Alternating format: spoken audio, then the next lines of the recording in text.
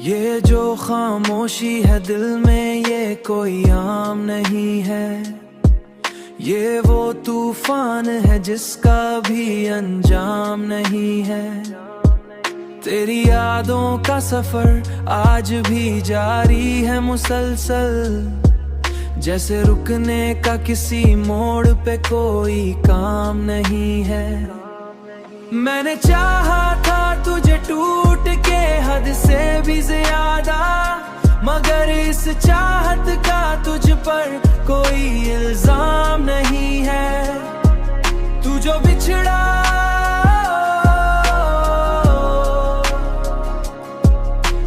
बिछड़ा है तो महसूस हुआ है मुझको। जिंदगी नाम है जिसका वो अब आसान नहीं है।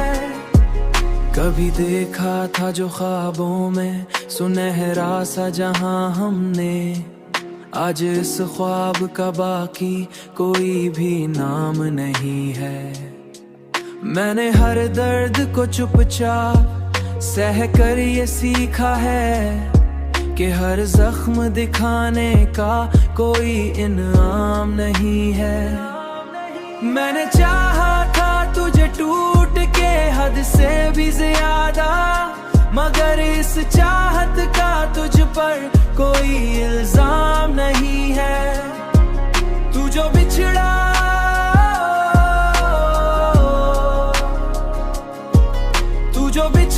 है तो महसूस हुआ है मुझको। जिंदगी नाम है जिसका वो अब आसान नहीं है।